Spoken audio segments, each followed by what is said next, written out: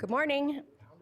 It is 9 a.m. on the dot, and this is the Truckee Meadows Fire Protection District Board meeting. The first order of business is a salute to the flag, and if the Public Information Officer, Mr. Adam Mayberry, could lead us in that, I'd appreciate it. To the flag of the United States of America, and to the republic for which it stands, one nation, under God, indivisible, with liberty and justice for all. Thank you, Mr. Mayberry, and congratulations on a successful open house on Saturday. Madam Clerk, would you please do the roll call? Certainly, Madam Chair. Marcia Burke-Bigler, Chair, is absent today. Kitty Jung, Vice Chair. Present. Bob Lucy. Here. Von Hartung. Present. Jeannie Herman. Here. Fire Chief Charles Moore. Present. Deputy District Attorney David Watts-Vial. Here. I'm Nancy Parent, County Clerk. You have a quorum, Madam Chair. Thank you, Madam Clerk. Item number 3 is public comment. Do we have public comment?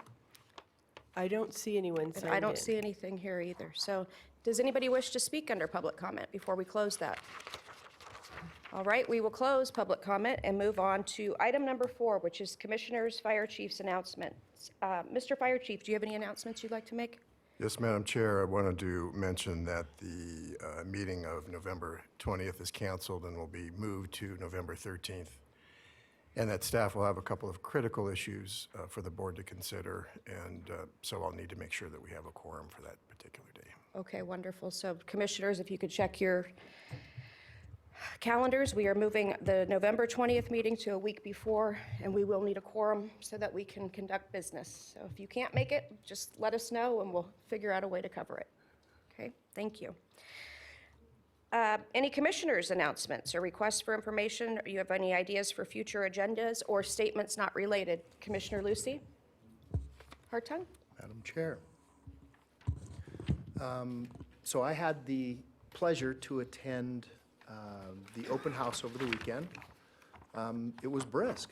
I was impressed as to how many people actually turned out. It was a good turnout. I was at, I'm going to speak old stations because after all, I'm old. I was at Station 17. Well, we've changed the names now. I was at Station 17, I went to Station 15, and then I was at Station 34. And it's a great turnout. Great job. It was, in my opinion, very, very well attended. So congratulations, and keep handing out ash cans. Yeah. That was a pun intended hot item. Thank you, Madam Chair. Thank you. Any other commissioners? All right, moving on to consent. That's item 5A through 5C. Second. I have a motion by Hartung, a second by Lucy. Any further discussion? Any public comment? No, ma'am. Okay. All those in favor signify by saying aye. Aye. Motion carries unanimously. This is one that we can't vote as a block, correct? Actually, you can this time. It didn't come as a consent item in the computer system, so if you will input your votes, we can put them on the screen. I have no way to vote. I don't have anything. Okay, I'll do it. Yeah, She'll do it for us. I have nothing up here. I mean, I've got my agenda. There you go. Is that correct? All those in favor signify by saying aye. Aye. Aye. Aye. Any opposed? That motion carries unanimously, with the record showing that Chairwoman Burke-Bigler is absent. Mr. Fire Chief, you can take it away from here. Thank you, Madam Chair. Item 6 is the IFF Local 2487 report. I do not... He's walking in right now, I believe. Cue the music. How about if we move on and we'll come back to that one, Mr. Fire Chief? Sure. Item 7 is introduction of our new employees, introduction and badge printing of new employees. For discussion only, we want to introduce to you Mr. Mitchell Hammond, who's our new firefighter paramedic, Brittany Lemon, who's our fire prevention specialist, and Don Kuhn, our fire prevention specialist too. Chief Beaver will introduce her new fire prevention staff, and Chief Kukulis will introduce, along with the engine crew, Mr. Hammond. Good morning, ladies and gentlemen of the board. First of all, I'd like to introduce to you, I'd like us to welcome Don Kuhn, who comes to us with 13 years of code experience, code expertise. Of that 13 years, 4 years as a master code official. Just to kind of let you know the importance of that is that there is only 300 of those master code officials in the United States that are currently certified. He also comes to us with 4 years as a volunteer firefighter. So I'd like to ask Don Kuhn, Fire Protection Specialist, Fire Prevention Specialist 2, to come up front.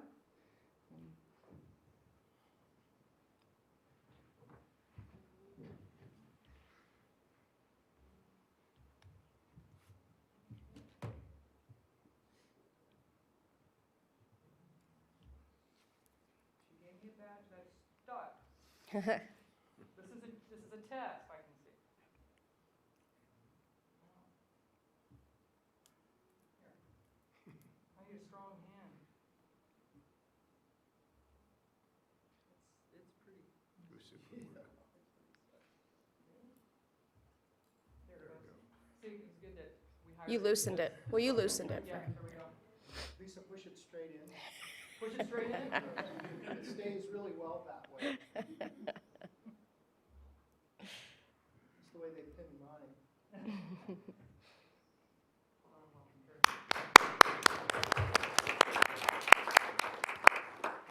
Congratulations. Next, I'd like us to please welcome Brittany Lemon. Brittany Lemon is a Fire Prevention Specialist 1. Brittany comes to us from Consumnes Service District, which is also known as Elk Grove Fire Department.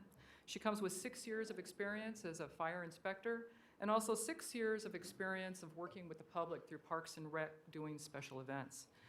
She's also been trained in juvenile fire setter training, which we really do need here in our community to work with our juveniles, Teach kids which how to were our start children. fires. So if you please, I'd like to welcome Brittany up front. Oh, thank you. She learned.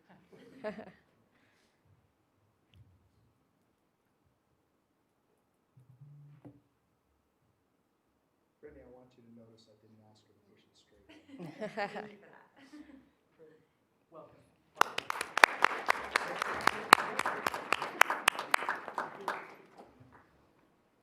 Congratulations, Miss Lemon. Thank you.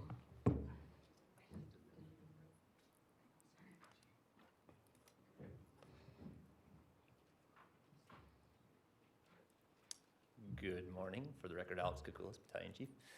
It's my pleasure to introduce one of our newest firefighter paramedics, Mitchell Hammond. Come on, Mitchell.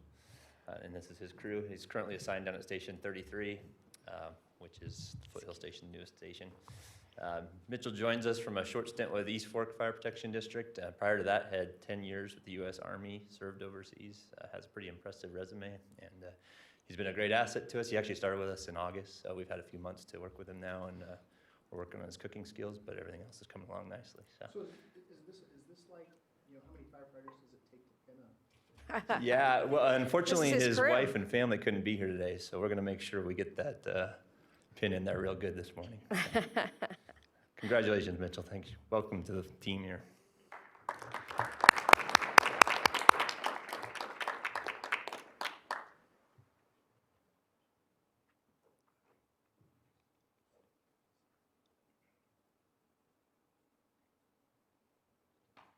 Congratulations, Mr. Hammond.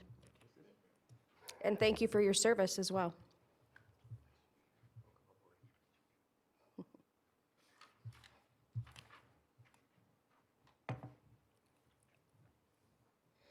We can go back now to item number 6, the IAFF Local 2487 report, please. This is discussion only.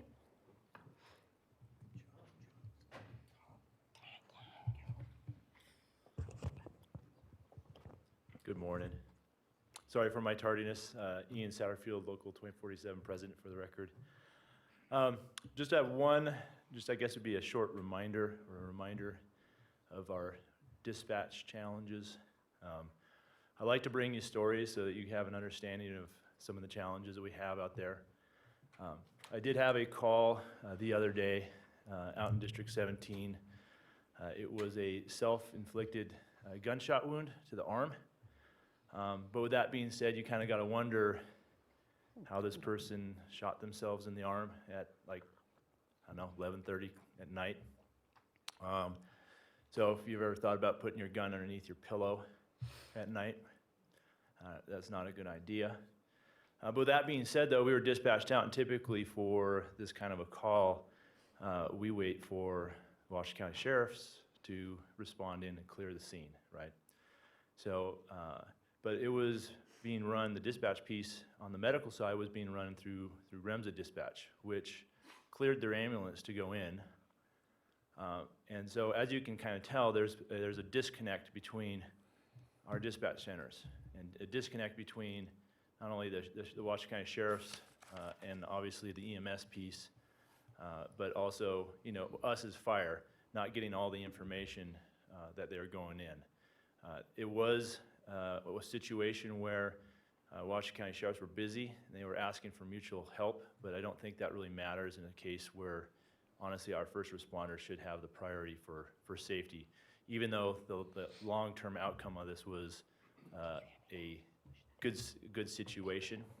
But I do think it just stems to, again, we need to get together and we need to figure out our communication and dispatch problem, and hopefully, again, I can come into the future here and not have to continue to bring these kind of stories, because eventually the story is going to end in a not so good outcome, whether it be for a REMSA crew or a fire crew, or, you know, that's the last piece I would ever want to have to deal with. So with that being said, unless you guys have any other questions for me, that was my last thing to say. And again, I apologize for my tardiness this morning. Any questions for Mr. Satterfield? Thank you very much. Thank you. Mr. Fire Chief. Thank you, Madam Chair. Item number 8 is a fire chief's report. When I announce the dates for our green waste collection this month, November 10th will be in Lemon Valley and Silver Lake. It will be most likely all day Saturday, and November 17th will be in Washoe Valley. We're considering if we have the capacity to do Verdi and Spanish Springs. If we don't, we'll certainly do those in the spring. And we'll be pushing that information out on social media. Item 2, Fire Prevention Month and TMFPD open house activities. I wanted to queue up a quick video. We apparently had an emergency response as the public was arriving, and wanted to show you what happened here.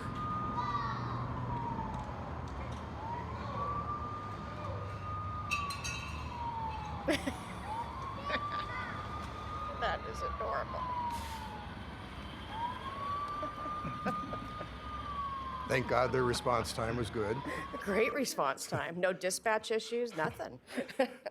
So we estimate that we had anywhere from 300 plus attendees at our open house. And as I mentioned on the news, we have go bags to give away. People signed up, so we have 5 per station and also 1 for pets. If you happen to watch Channel 2, you saw the District Morale Officer Henry model one.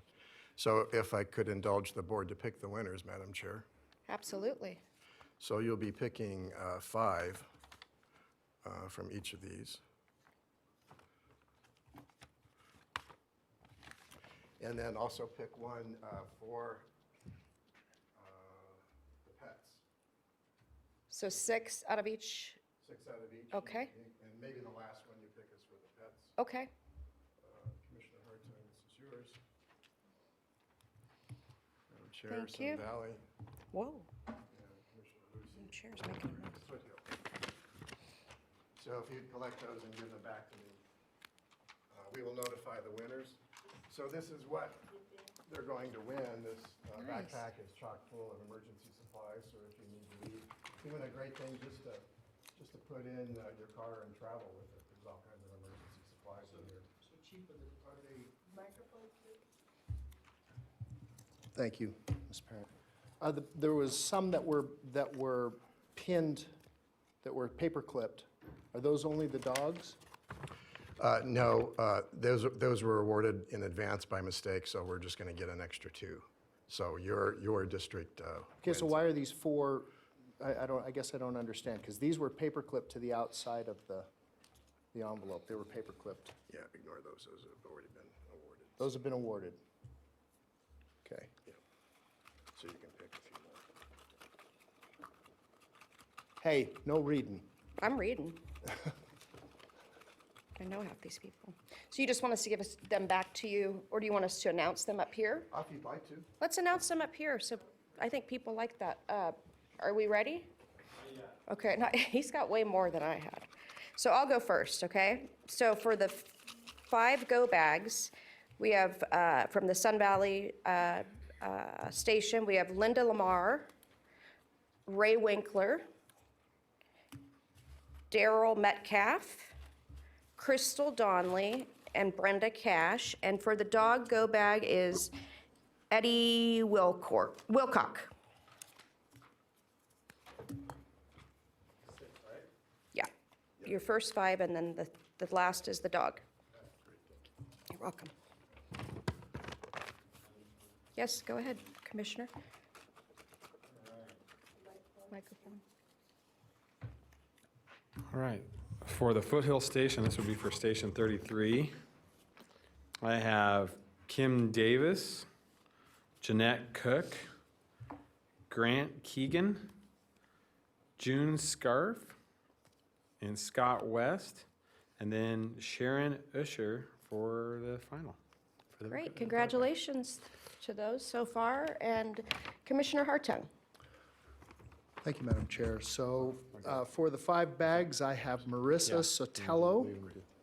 Congratulations, Marissa. Edith Cushing, I actually know Edith. Edith has lived out there for a long time. KJ Breddy. Jeremy Weller. And William Sams.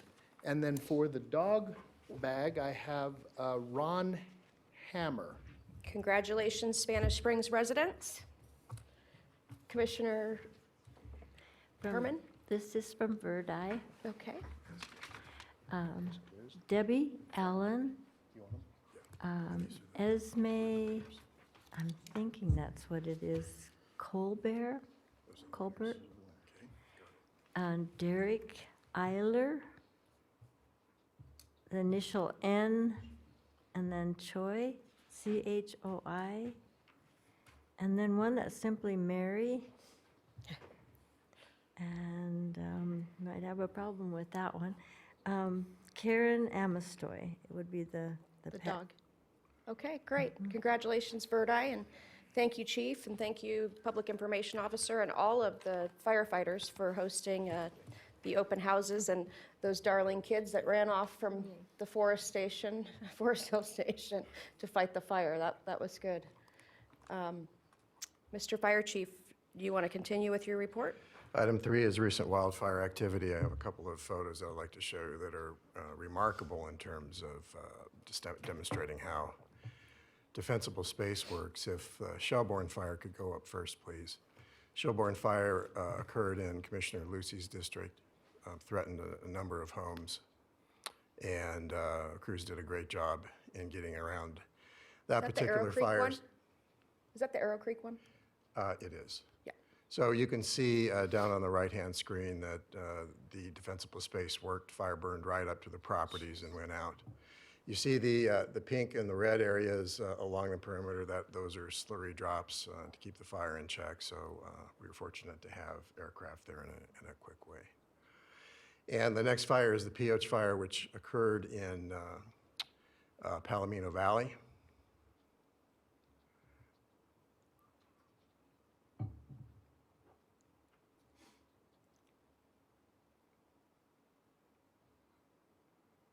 Do we have that one? There we go. Whoa. It's a little harder to see. You can see the home in the bottom left. That fire was particularly of a concern because the wind was blowing left to right on the screen. And had it broken out there, it would have gotten into Palomino Valley Flats. But we did have a very large aircraft tanker on order. We were ready to launch it in the event that we couldn't stop it there. But the single-engine aircraft tankers did come in along the lower. You see the red area again with the slurry drops. And they hit that rocky crest on the right, and fortunately we were able to stop the fire there. So I hope that we are out of the big fire season. Nevertheless, fuels are still dry.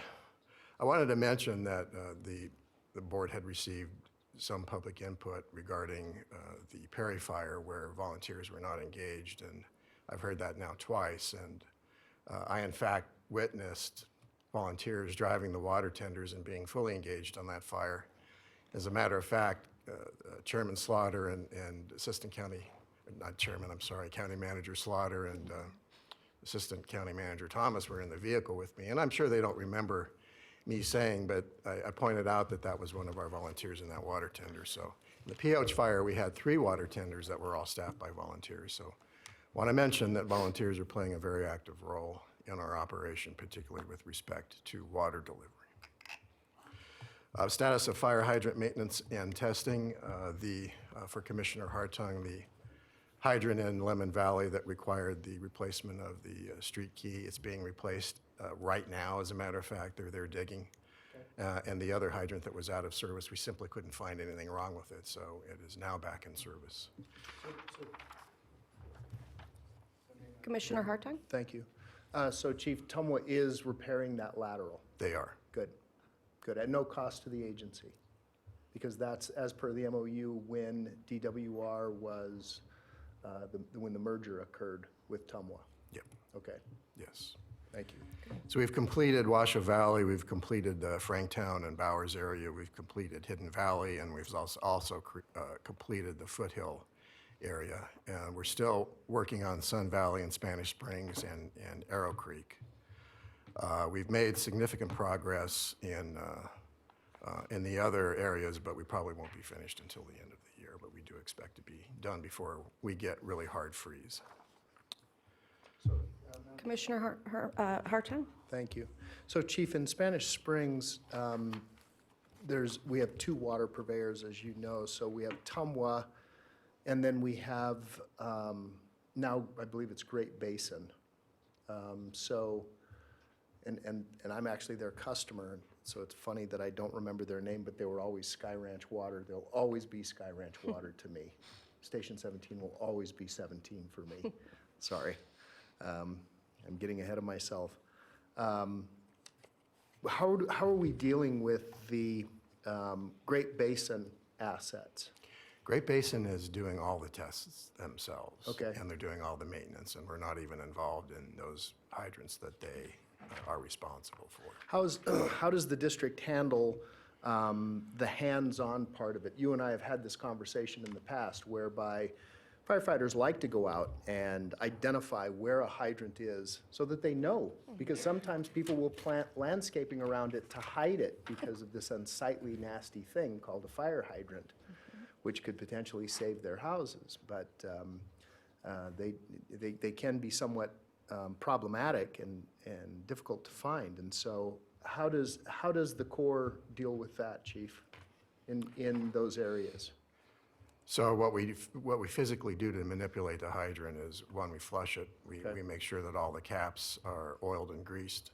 But if Great Basin, and perhaps I was unclear and I apologize, if Great Basin is handling all of that, how do we deal with the hands-on portion? Do the crews still go out and actually touch them and make sure that they're?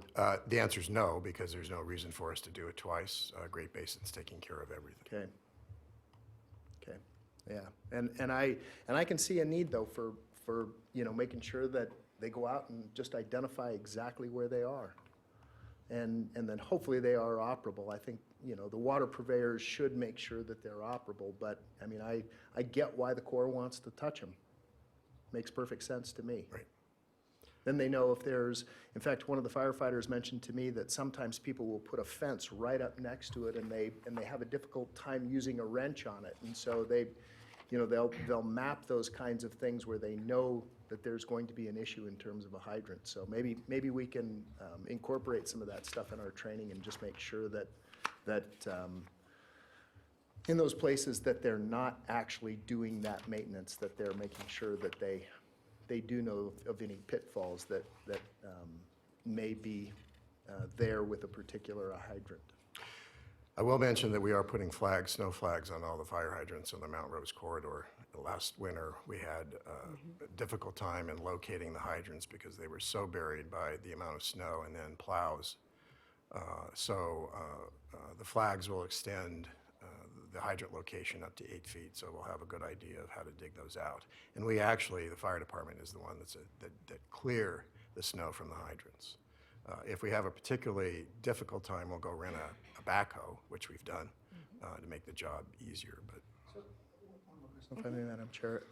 Chief, is there by code a specific setback that has to be maintained? So as an example, if there's a fire hydrant in my front yard and I build a chain link fence right up to the back side of it, is that allowed? Well, we need 5 feet of clearance. 5 feet of around- clearance. Around the hydrant. So here's the reason why I asked this question. So if there's a chain link fence and firefighters just snip that fence out so that they can get to the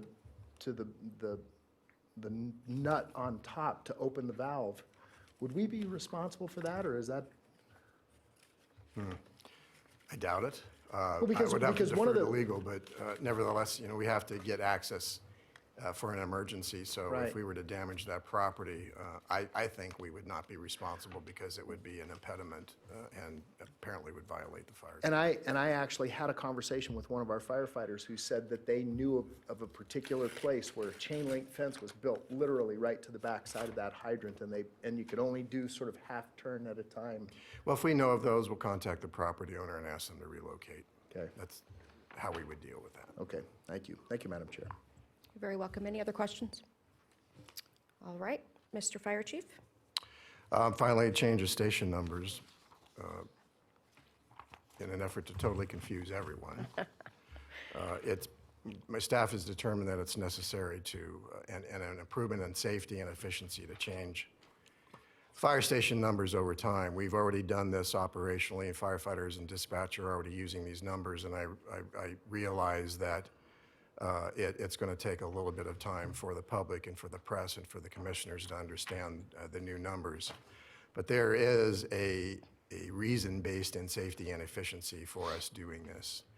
And the problem we're having is, and we probably should have done this when we merged Sierra Fire and TM, but nevertheless, as our area grows, we're going to have fire station numbers not only for TM, but for the city of Reno and city of Sparks that are just not logical.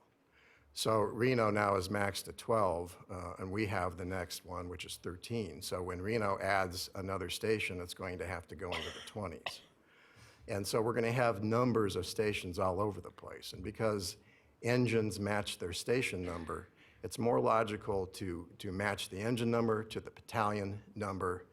And so for the public, quite often when we talk to the press, they don't even know what the station number means today. I don't. And so we're going to continue to use the geographic and the community name for the station. I think that's a better way to Absolutely. communicate our locations to the public. But for our internal purposes, there is a great efficiency, and this really is a best practice nationwide to number the stations this way. I apologize to Commissioner Hartung. We took him by surprise. And I didn't mean to do that. This has been planned for some time. But staff will simply use the geographic name for your stations within your district as much as we possibly can. And we'll use both numbers for a period of time until it's absorbed in your memory banks and becomes second nature. Any questions? All right, Mr. Fire Chief, that takes us to item 8B, career stats and report for May, June, and July of 2018. Do you have anything you'd like to add to that? Nothing to add, prepared to ask any or answer any questions that the board may have. All right. 8C is the Commissioner Request Dashboard with attachments. So everybody had a chance to look at that. Do you have any questions there? Mr. Chief, do you have anything you'd like to add? No, Madam Chair. And we can always circle back with you too on this offline, correct? Yes. Thank you. And this is all discussion only, so no need for a vote. If it pleases the board, can we move on to item 9? Okay, Mr. Fire Chief. Thank you, Madam Chair. Item 9 is approve the First Amendment extension of term to a lease agreement between Truckee Meadows Fire Protection District and the Northwest Mutual Life Insurance Company for the warehouse facility located at 1315 Gregg Street, Suite 105, Sparks, Nevada, extending the term of the lease for 36 months for a total lease amount of $220,838.80, plus operating costs as required by contract for each year, which total approximately $8,640 for the remainder of fiscal year 2019. This is the facility we lease for our warehouse and for our fleet maintenance. It is in our capital plan to build our own facility, so we're working on that. So by the end of this lease term, we hope to have our own facility, which we would then relocate those operations to. Great. Commissioner Hartung? Thank you, Madam Chair. So Chief, where would we build our facility? Do we have some places targeted? We do. The board may be aware that the county has hired a consultant to study the master plan for this district, and we have engaged them as an addendum to that contract to study our admin, fleet, and logistics, and they're looking at a number of sites.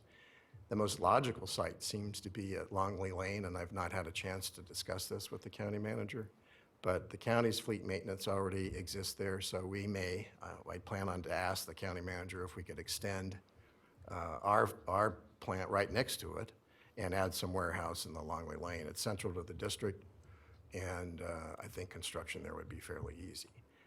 The second location would be here in the county campus somewhere, if that's possible. So those are the two that we're considering. All right, sorry, Madam Clerk. I would entertain a motion. Move to approve. Second? I have a motion by Lucy, a second by Hartung. Is there any public comment? Discussion? Hearing none, all those in favor signify by saying aye. Aye. Aye. Any opposed? I think we have some technical difficulties, Madam Clerk. If you could do the voting for us? Yeah, there's none on my. We don't have any ability to make a motion.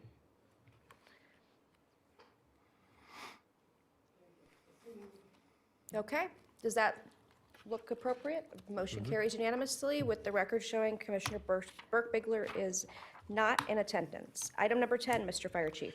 Item 10 is discussion and possible direction to staff to negotiate a contract with Sierra County, California in the approximate amount of $48,000 to provide fire protection to structures and EMS in certain areas. I'd like to refer the board to the map. The area that Sierra County, California would like to contract for is indicated in the lower right-hand corner. So just those areas that are boxed in yellow, 6, 31, 30, 19, and 18. It's my belief that it's very important for TM to respond into those areas because a fire generating there could certainly spread into our own constituents. Sierra County has been a delight to work with. So it's a very limited area for us to protect. The amount increases from $16,000 today to $48,000 going into the future. And there are, I understand, members of Sierra County here if you would like to speak with them, but nevertheless, we will, if board approves this, we will move on to a formal agreement and bring that back for the board to ratify, hopefully before the end of the year. Great. I do have some questions.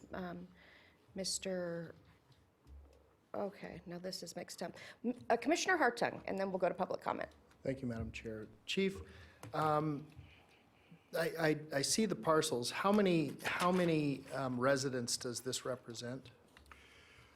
I believe it's around 120, 120 residents? approximately. And how does this 48,000, how does it compare with what our own constituents would pay in terms of taxes? It's on par. We actually did a study of what constituents pay in Verdi and also in Cold Springs, where we may go into Cold Springs, possibly on mutual aid. But our study was to compare TM taxpayers to what they would receive. We gave some consideration in that we don't provide fire prevention services. We don't provide some other services that Sierra would get.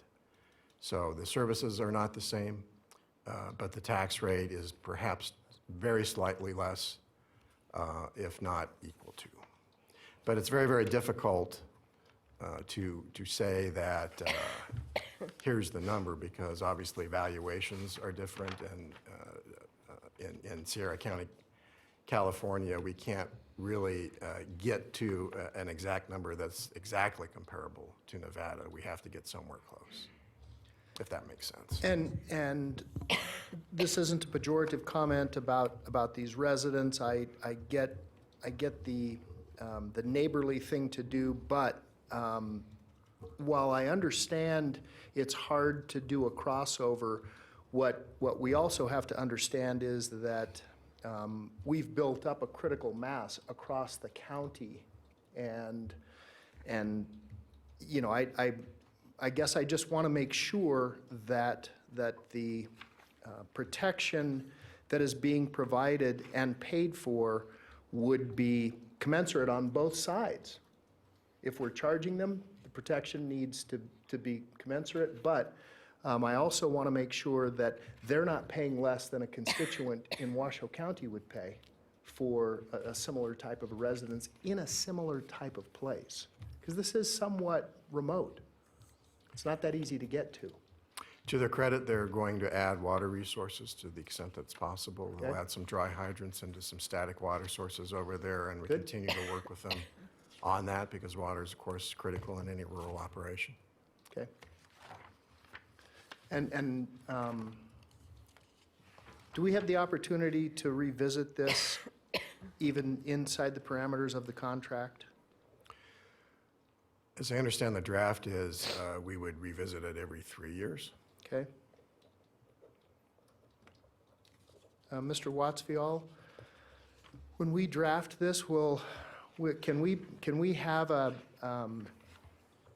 clause that allows us to open the contract at any time, or them to open the contract at any time? Mr. Chair, yes, you can. I'm not the chair. Frankly, pardon me, That's okay. force of habit. Yes. Mr. Commissioner, yes, you can. You don't really necessarily need to have something to engage in conversations with people. You could do it anyway. All the contracts routinely will have a provision for an amendment.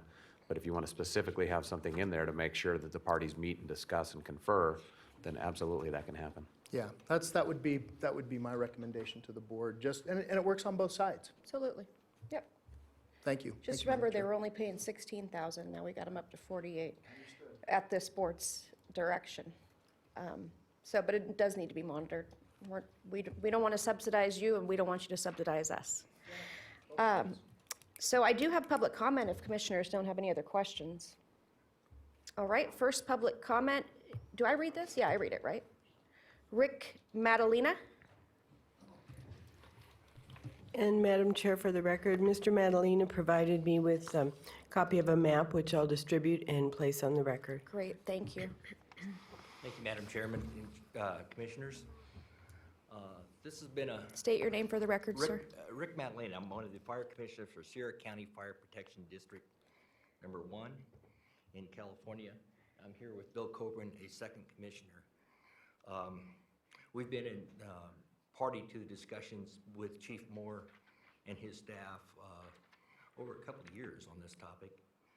And we're very happy to be here to see that we're making this step forward for those folks that live along the California border there. Thank you. The topics have focused on 3 different subject matters over the years, cost being one, of course, and that was our goal also, is to be able to take a cost back to the ratepayers of those geographical areas that shows that it's comparable in some regard. Second was services to be provided, and we've limited those to structure protection, structure protection, and EMS services. In California, the wildland fire services are provided by the CAL FIRE. Now you can say, well, there's no CAL FIRE station anywhere close. They have contractual arrangements with the Toyabe National Forest and Tahoe National Forest for this geographical area. And the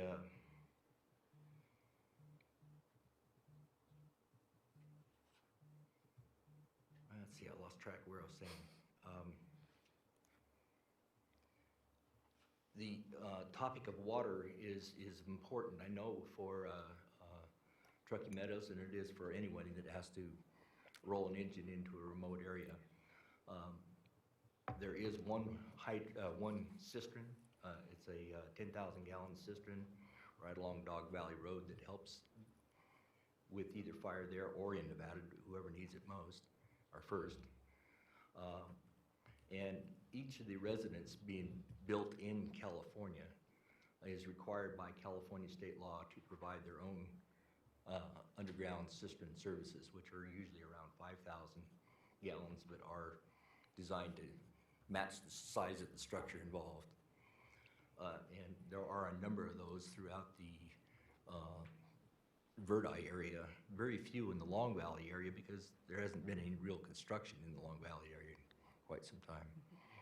We don't see a lot of growth in these areas that we're talking about. There's one small subdivision that might have like a dozen parcels that is partway through the planning process in Sierra County. So we don't see a lot of expansion of these residents in that area. And the other thing I hear a lot of as I'm along the border there and talking with these folks is they are deeply, as individuals, deeply appreciative of what you're doing already. Great. They know that you are their savior, if you will.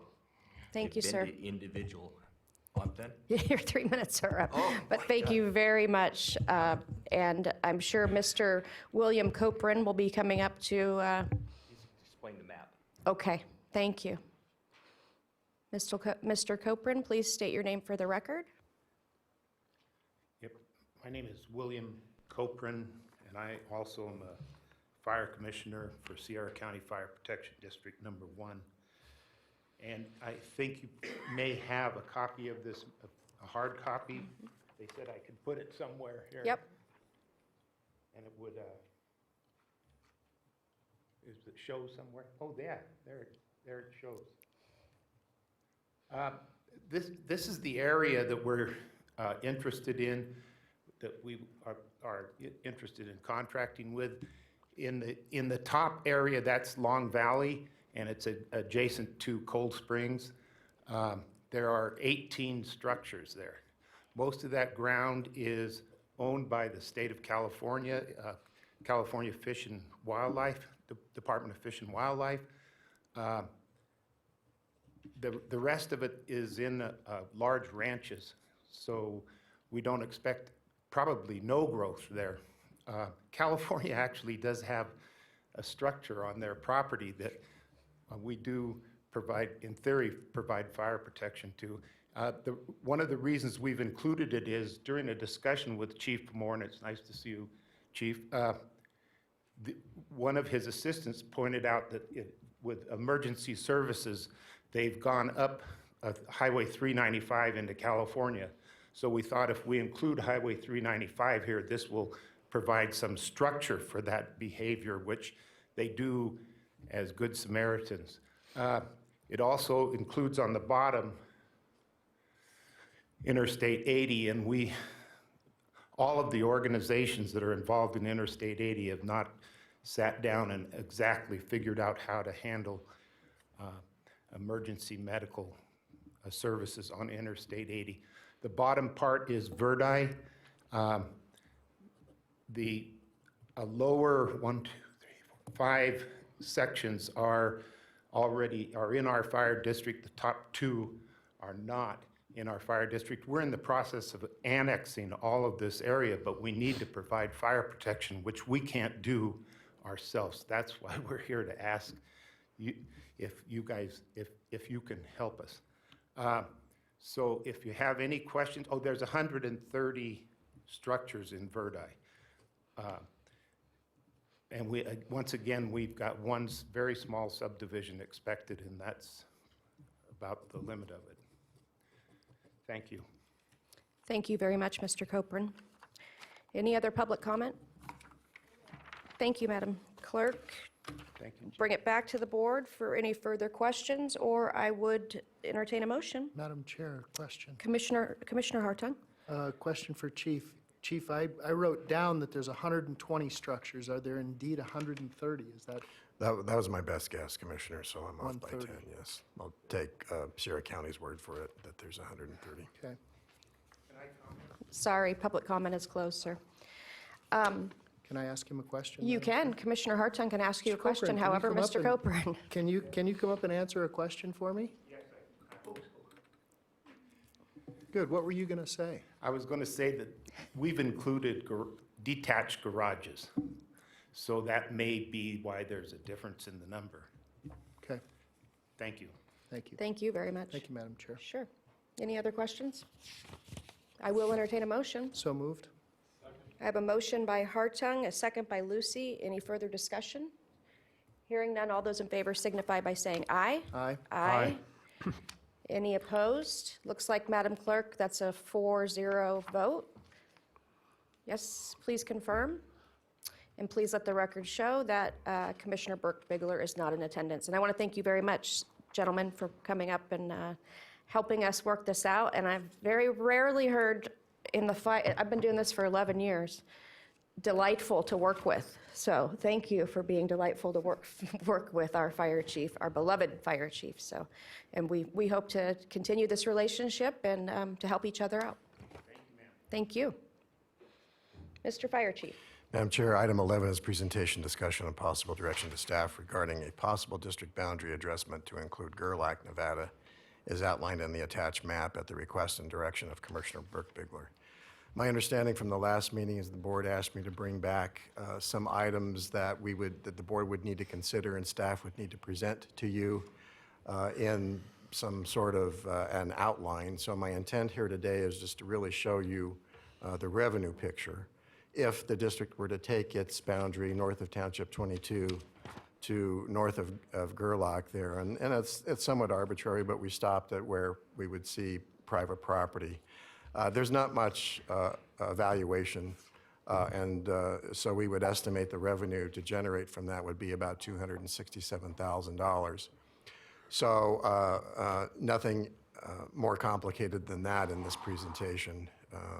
That's, other than to say it's a lot of area to protect for that amount of money. Nevertheless, that's the challenge that the county has and TM has with respect to servicing the area. I am meeting with the county manager on the 17th to discuss this further, and we'll be bringing back more information to the board as months progress. Commissioners, would you like to postpone this till Commissioner Burke-Bigler is back? She specifically asked for this item before you knew that she was leaving town. So do you want to discuss it, or should we continue it? Do you have further direction? Okay, Commissioner Hartung. Madam Chair, if I may. Yes. So Chief, what I would like to know is have we had conversations with the Burning Man folks? And to what extent, when you come back to us, we can have that conversation in a little more lengthy manner. I will put on the record that I am concerned with this for the simple reason that we will end up subsidizing that northern area.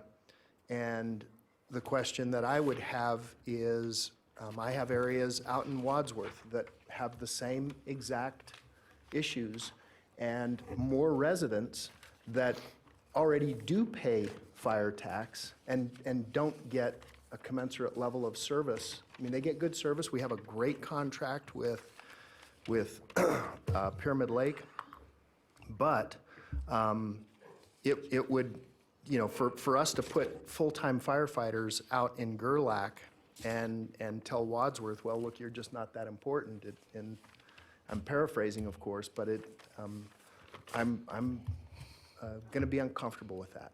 Thank you, Madam Chair.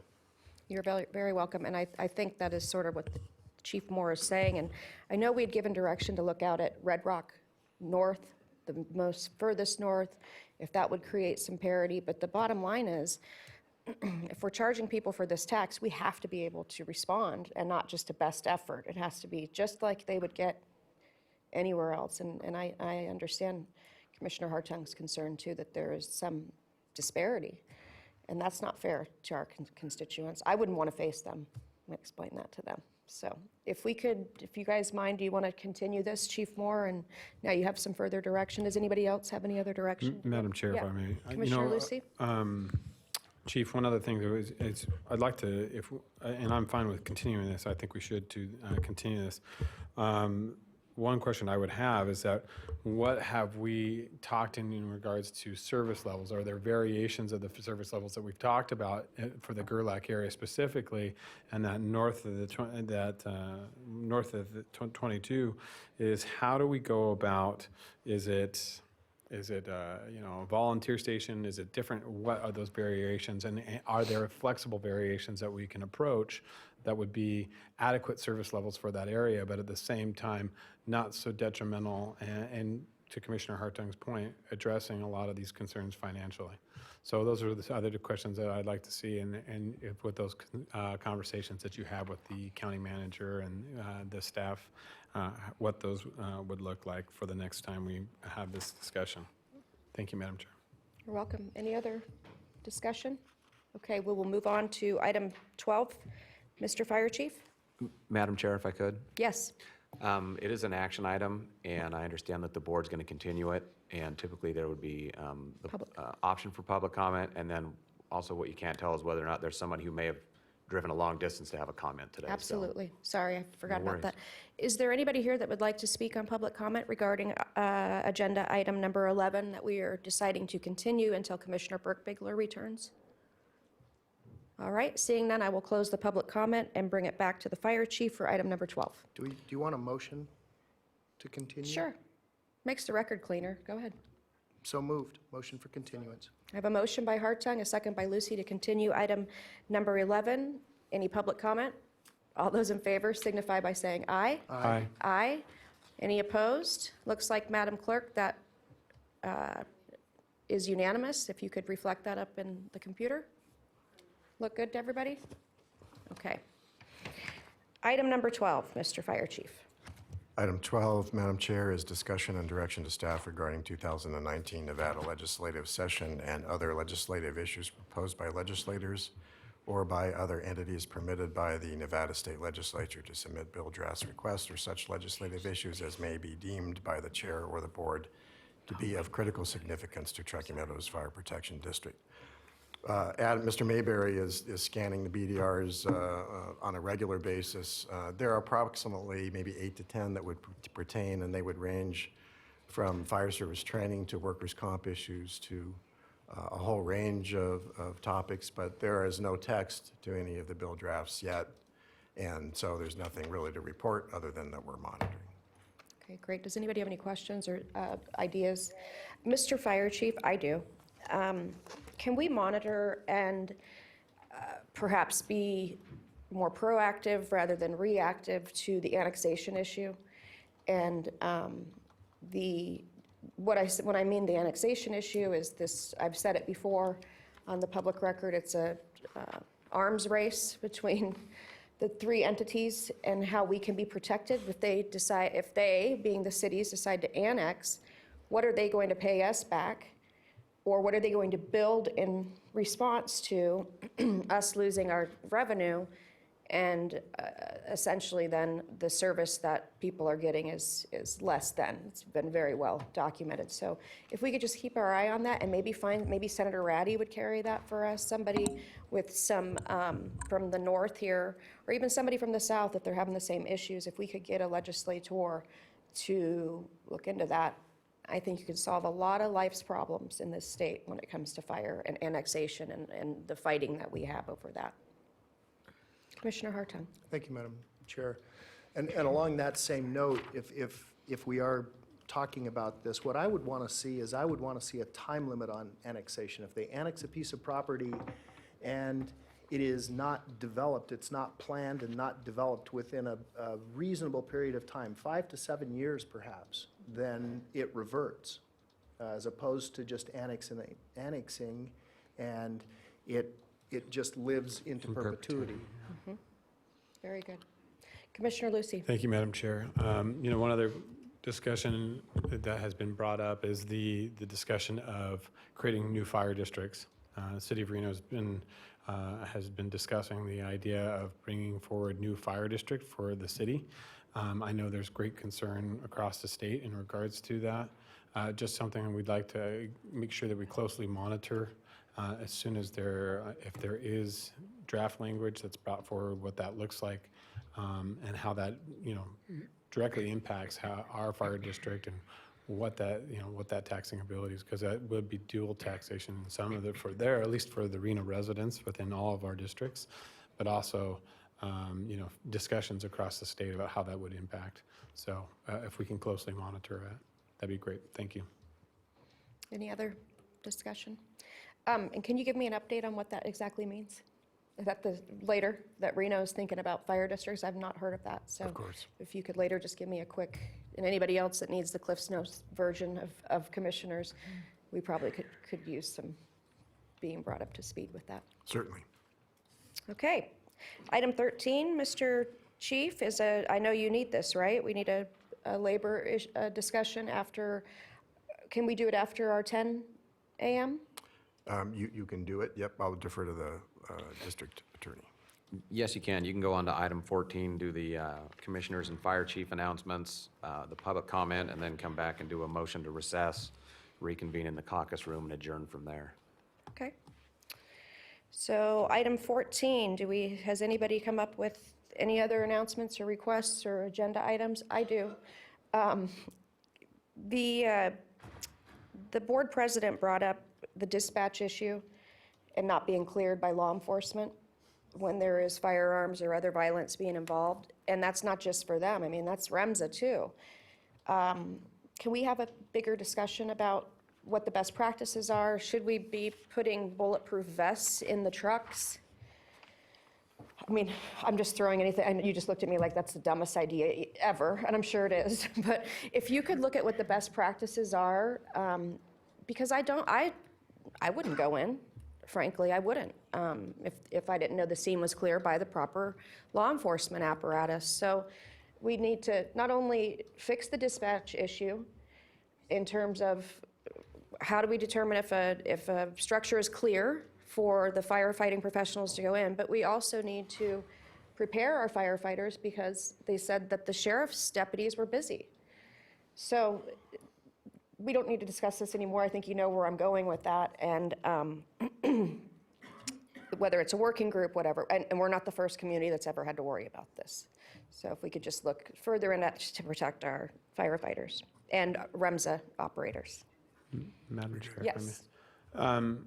Chief, too, I would like to ask for an item in regards to kind of an update on the our volunteer program with our volunteer stations, kind of an update with training, and it's been a while since we've had that discussion, in regards to certain assets within our volunteer stations, what's needed, have we talked to them, different things like that, and maybe some overall understanding of what they're utilizing those assets for, training and different things like that. Mm-hmm. So if we can have that discussion, that'd be great. Certainly. Any other direction to the chief? Seeing none, we will go to public comment. Madam Clerk.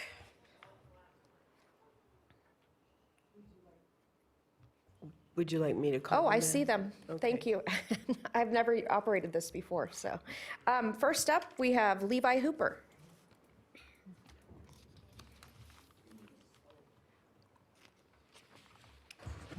Hi, everybody. I'm Levi Hooper, the voice of the downtrodden.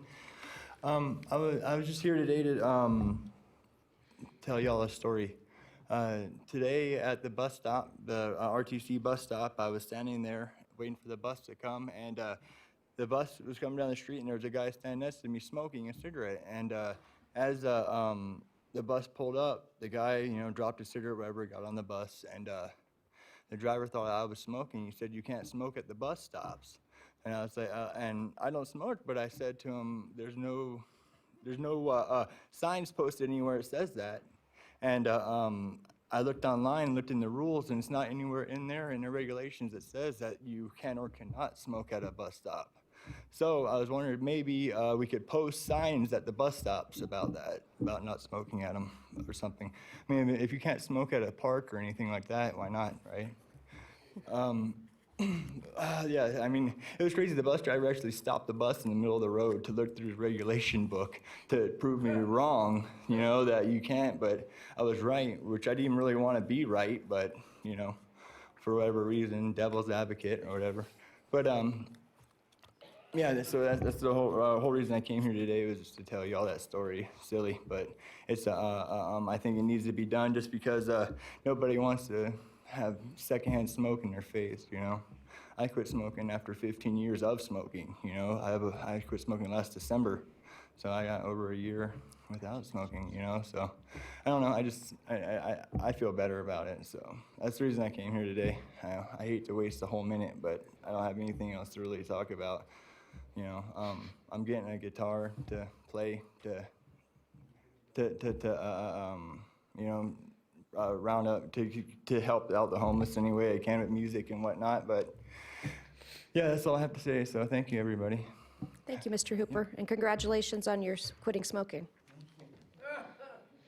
Mr. Sam Dene.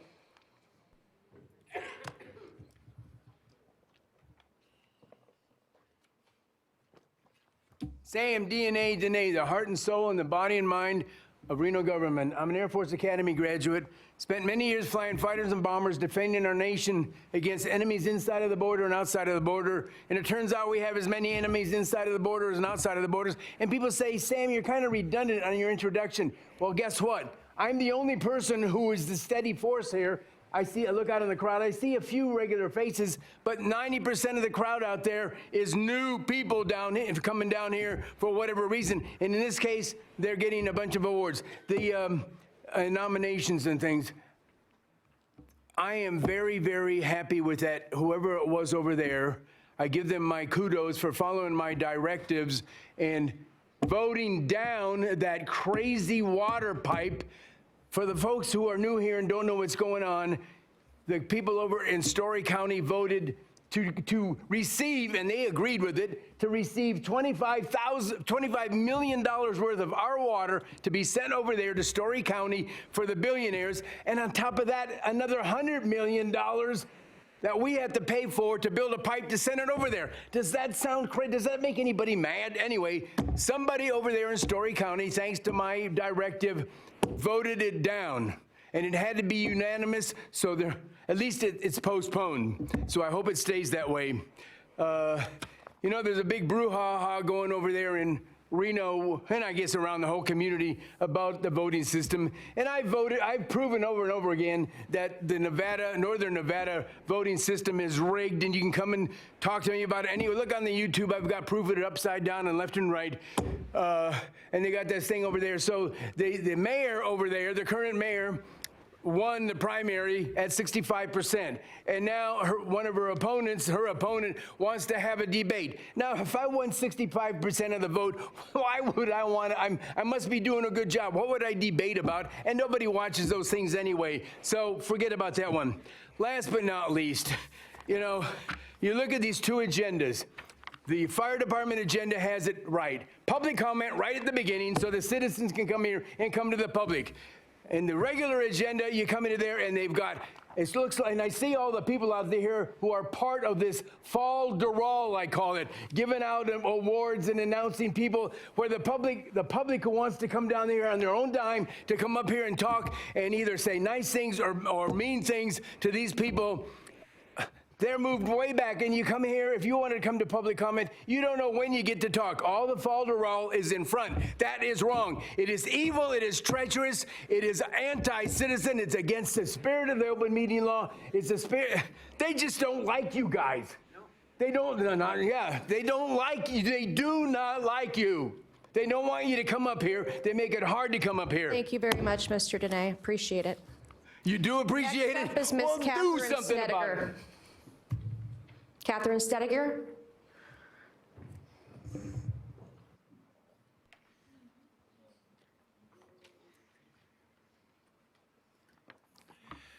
For the record, my name is Catherine Snediger. I'm a non-person, non-resident, unenfranchised natural woman human being.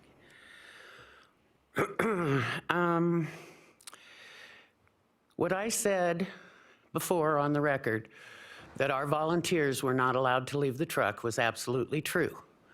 Kathy Glather, who I guess is the administrator for our volunteers, confirmed that when she said that she was proud to have our volunteers on standby. Kind of reminds me of Alcatraz. When Alcatraz was built, after a few years, the federal government ordered them to put in lights. So they installed lights, but they never turned them on. They weren't ordered to. With our volunteers, it says in the statutes that you shall support the volunteers, but just like Alcatraz, they can't leave the truck. Thank you. Sorry about that, Madam Clerk. Thank you, Ms. Snedeker. Is there anybody else that would wish to speak under public comment on this agenda? Seeing none, we will bring it back to the board, and I am going to adjourn this I'm going to put this meeting in recess. We will be then meeting up for our labor negotiation meeting, and then we will adjourn up in the caucus room. Yes, Madam Chair, if you could just do that by motion. Oh, could I get a motion? So moved. Hang on just a second. Miss Elise Weatherly has signed up before we adjourn, so Miss Weatherly? But I will Thank hold you. that Thank before you. we vote. Elise So we have a Weatherly. motion by Hartung, a second by Lucy. We're going to postpone the vote and go to public comment and then come back. Okay, all right, thanks, you guys. First of all, I just wanted to say that I used to think that all politicians were against me. I really did. It was the me alone thing. And now, really, because of some of you guys and because of Donald Trump, I realize that that's not the case. Some of us are actually on each other's side. So what I wanted to do real briefly is give you a history of some of my life here in the Reno area. For example, I started at, when it was First Interstate Bank, Western Bangor Data Processing Company, there was a man named Mark Barman who came in. I was young. He was just like, our human beings are our biggest assets, he said. Then they sent in their hatchet man, and they started laying people off. I worked for the El Dorado for years, as you guys know. They're a family business, right? They're about the people. Well, guess what? They just hired a man named Mike Schilling, Human Resources for Circus, to come in and do what? Hatchet the employees. So if there are anybody that knows employees for Circus, what I would highly recommend is that you contact an attorney, because my understanding, and this is hearsay, is that they segregated all of the older employees and the older dealers, put them over to Circus, and then laid them off. They're so wonderful. Now, what they might want to do is find an attorney, but unfortunately, I find a hard time having an attorney. You can't get an attorney unless you have money to begin with. So what I will say is, with attorneys, I'd love to find one, but his name would not be Jason Guinasso. Jason Guinasso represented Christopher Daher at my small claims court against Excel Christian School, where Judge Chris Wilson from the Sparks Judicial System, he was in charge, right? What I noticed after watching Christine Blasey, I'll call her Blasey Ford, and maybe if I can talk like her, you guys will pay attention to me. You know, maybe you'll do that. But the thing is that what I notice is when you're under oath, you have to tell the truth, or you're in charge. You can be charged with perjury, correct? Well, what happens is if you get an attorney at these cases, like Excel Christian School hired an attorney for a small claims court. Christopher Daher, he really did lie about what I was there for, but since he didn't have to get on the stage or in the seat, it was okay for him to dismiss the truth. And his attorney just did all the little twisty things to make it seem like they were in the right, even though I proved that they were lying. All right, so also Lee Goddard, she is the attorney for the El Dorado. I hope that she's got her hands full. I hope that these citizens will take this matter into the hands of the, maybe the unions, because I know the El Dorado always, didn't want unions, but my understanding is that Circus does have some unions, and I think differently of them. I will talk about later about attorney John Bartlett down in Carson City, who represents my sister to take all of my brother's money, because they said that, well, since I was going to die, he got every penny. He was under chemo, I was under chemo, but the decision was made. Thank you. Thank you very much, Ms. Weatherly. Bring it back to the board. We have a motion and a second to recess, and then to go into labor session after this, and then to adjourn. Sorry? Any public comment on that? All in favor signify by saying aye. Aye. Aye. Any opposed? Let the record show that it's 4-0 with Commissioner Burke-Bigler absent, and we are adjourned. Sorry.